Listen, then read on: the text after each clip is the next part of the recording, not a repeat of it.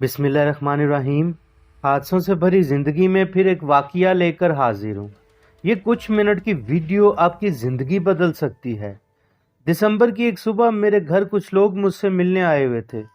उनसे बात करते हुए मुझे एक फ़ोन कॉल आई जो मेरे बहुत ही प्यारे करीबी दोस्त की थी। उनकी मेरी ख़ास मोहब्बत की एक वजह यह भी थी क्योंकि जैसे मैं असली ज़िंदगी में एक आमिल हूँ, वो भी एक मांदरा शख्स हैं, यानी सांपों को रखने के शौकीन। उनके पास बहुत किस्म के सांप हैं। मेरे सलाम करने पर, हालचाल पूछने के बाद उन्होंने फौरन ही मुझसे मिलने का कहा और मुझे कहा बहुत ज़रूरी मिलना है, बस 1 घंटे तक हम आपके पास आ रहे हैं। मैंने पूछा आ रहे हैं मतलब आपके साथ कोई और भी लोग हैं? उन्होंने कहा जी, बाकी बात आकर बताऊंगा। मेरे दूसरे मेहमान कुछ देर बाद जा चुके थे। लगभग 1 घंटे के करीब वो लोग भी आ गए। उनके साथ एक मियाँ बीवी थे। मैंने तारुफ के लिए पूछा तो उन्होंने कहा ये रब नवाज साहब हैं और ये इनकी बीवी हैं। ये मेरे करीब ही रहते हैं और मुझे अपनी परेशानी बताई तो झट से मुझे आप याद आए। मैंने मुस्कुरा कर कहा जी कहिए, मैं आपकी क्या मदद कर सकता हूँ? वो आदमी यानी रब नवाज, उसने मुझसे बात शुरू की। मुझे बताया हमारे साथ जुड़ी हुई परेशानी हमारे दादा अबू के ज़माने से है। मुझे ये बात सुनकर एक हैरानगी हुई। रब नवाज ने बताया मेरे दादाजी के पास एक गाय थी जो बहुत अच्छा दूध देने की वजह से गांव में तो अलग, अड़ोस पड़ोस के जो गांव थे वहां भी वो मशहूर थी। एक दिन सुबह दादाजी गाय का दूध निकालने गए तो एक कतरा भी दूध का ना आया। मेरे दादा अबू को बड़ी हैरत हुई, गाय का दूध किधर गया? मेरे वालिद मेरे दादाजी की इकलौती औलाद थे। उस वक्त उनकी उम्र 3-4 साल के करीब थी। मेरे दादा अबू ने दादी को सारी बात बताई तो दादी को भी हैरत हुई। शाम को फिर दूध निकालने गए तो दूध नहीं निकला। 1-2 दिन ऐसे ही गुजर गए। दादा दादी दोनों को लगा गाय को नजर लग गई है या बीमार हो गई है, मगर वो चारा पानी ठीक से खा रही थी। फिर दादाजी को शक हुआ कि हो सकता है कोई दूध चोरी तो नहीं कर रहा। उस रात दादाजी फजर से भी पहले उठ गए और बर्तन लेकर दूध निकालने हवेली के हाथे में चले गए तो दादाजी की नजर एक नौजवान पर पड़ी जो गाय के थन, दूध को मुंह लगाए दूध पी रहा था। दादाजी ने जोर से आवाज देकर कहा, कौन है तू जो हमारा दूध रोज चोरी करता है? वो नौजवान एकदम वहां से भाग गया। दादाजी ने सारी बात दादी को आकर बताई और कहा सुबह सारे गांव में उस लड़के को ढूंढूंगा और पकड़ लूंगा। कुछ देर बाद दादाजी खेत में जाने लगे तो दरवाजा खोलते ही सामने वही लड़का खड़ा था। वो बहुत खूबसूरत था। उसकी खूबसूरती देखकर ही दादाजी को चुप लग गई और उसने दादाजी से कहा, मैं एक परदेसी हूँ, कुछ दिन के लिए इस गांव में रुका हूँ, मुझे सिर्फ आपकी ही गाय का दूध पीना है। मैं आपको अभी तक जितना भी दूध पिया उन सब की कीमत देने को तैयार हूँ, मगर एक और बात आपसे करना चाहता हूँ जो आपको मुझसे वादा करना होगा। आपने आज शाम से सामने दरख्तों के झुंड में कुछ दिन रोज रात को गायें बांध आनी करनी है, और अगर आपको लगता है आपकी गायें चोरी हो जाएगी, मैं वो भी कीमत अदा कर देता हूँ।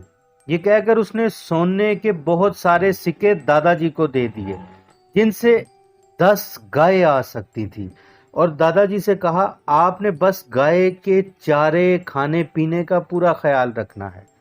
मैं रात को दरख्तों के झुंड से खुद ही दूध निकाल लिया करूंगा, और ये बात आपके और मेरे और आपकी बीवी के अलावा किसी को पता ना चले, वरना अच्छा नहीं होगा। ये कहकर वो चला गया। दादाजी बहुत खुश थे। अंदर आकर दादी को सारी बात बताई और सोने के सिक्के भी दिखाए। फिर कुछ दिन ऐसे ही चलता रहा। रोज गाय दरख्तों के झुंड में जाकर बांध दी जाती। एक दिन दादाजी खेतों में गए हुए थे। उनके घर 2 जोगी आए और खाने को मांगा, मगर दादी ने कहा खाने को तो इस वक्त कुछ नहीं है, थोड़ा दूध है। तो उनको वो दूध दे दिया। दूध पीते ही जोगी को पता नहीं क्या हुआ, दादी से कहा तुम्हारे घर कौन कौन है। दादी ने बताया मेरा एक बेटा और मेरा खामंद है। तो उसने कहा इनके अलावा कौन कौन है। दादी ने कहा इनके अलावा तो कुछ भी नहीं। उस जोगी ने कहा हमने यहाँ पे एक सांप की खुशबू सूंघ ली है जो तुम्हारे दूध में से आ रही थी, वो तुम लोगों को मार देगा। दादी सीधी सादी खातून थी, फौरन कहा सांप का नहीं पता, मगर एक परदेसी आया हुआ है कुछ दिन से, और सारी बात बता दी। कुछ देर में दादाजी भी वापस आ गए और दरवाजे पर जोगी बैठे देखे तो दादी से अंदर जाकर कहा ये कौन है। दादी ने सारी बात बता दी। दादाजी ने दादी पर बहुत गुस्सा किया और फिर जोगियों से जाकर कहा यहाँ से दफा हो जाओ। वो जोगी ने कुछ मिट्टी नीचे से उठाकर दादाजी की तरफ फूंक कर कहा तेरी नस्लों में हर एक के घर बस एक औलाद पैदा होगी और यही तेरी सजा है। और फिर दादाजी के घर सिर्फ वालिद के अलावा कोई औलाद नहीं हुई, और वालिद के घर में मेरे अलावा कोई औलाद नहीं हुई, और अब मेरे घर में भी ऐसे ही है। मेरी शादी को भी 12 साल गुजर चुके हैं, और जोगियों के जाने के बाद वो नौजवान कभी नजर नहीं आया। दादाजी और वालिद का भी इंतकाल हो गया हुआ है। जब रब नवाज की बात पूरी हो गई, मैंने मुस्कुराते हुए कहा वो नौजवान जिन था या जो भी था मैं नहीं जानता, मैं सिर्फ इतना जानता हूँ मेरे बचपन से अब तक मैंने अपनी आधी से ज्यादा उम्र सिर्फ जिन्नात के बारे में पढ़ने में गुजार दी है, मगर मैंने आज तक कहीं नहीं देखा और ना अपने मौकलात से सुना है कि जिन्नात औलाद से मना कर दें तो औलाद नहीं होती। औलाद ना होने की मेरी नज़र में 2 वजह हैं, अल्लाह ताला की तरफ से मंजूरी और इंसान के अंदर की कमज़ोरी। इसके अलावा ऐसा कुछ भी नहीं। रब नवाज ने कहा हमने एक से बढ़कर एक अच्छे डॉक्टर से इलाज करवाया मगर कुछ नहीं बना। मैंने कहा अच्छा आप ये बताएं आप नमाज पढ़ते हैं। रब नवाज ने कहा जुम्मे वाले दिन जुमा पढ़ता हूँ। मैंने कहा मेरे पास आप क्या लेने आ गए हैं, जबकि आप अपने परवरदिगार के ही वफादार नहीं और इल्ज़ाम जिन्नात को देते हैं, इलाज अंग्रेज़ों से ढूंढते हैं। वो कुछ शर्मिंदा सा हो गया। मैंने कहा रोज़ फजर के वक्त उठें, नमाज के बाद दुआ करें। अल्लाह ताला ने उनको तौफीक दी, वो इबादत में लग गए। अल्लाह ताला ने भी मौजज़ा दिखाया। कुछ दिन बाद ही मुझे मेरे दोस्त की कॉल आई और बताया रब नवाज आपसे मिलना चाहता है। मैंने कहा आप ले आएं।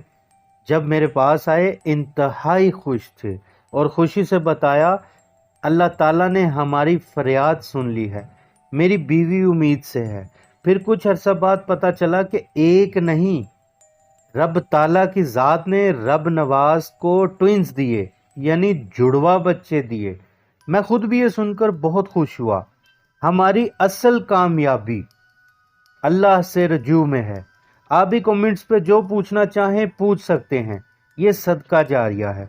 और अगर मेरे साथ अभी तक नहीं जुड़े तो सब्सक्राइब करके ऐसे जुड़ जाएं जैसे हादसे ज़िंदगी के साथ जुड़े हुए हैं। अपना और अपने प्यारों का बहुत ख्याल रखें। वीडियो अच्छी लगे तो लाइक करें। मिलते हैं ऐसे ही वाक़ये के साथ अगली वीडियो में। तब तक के लिए अल्लाह हाफिज़।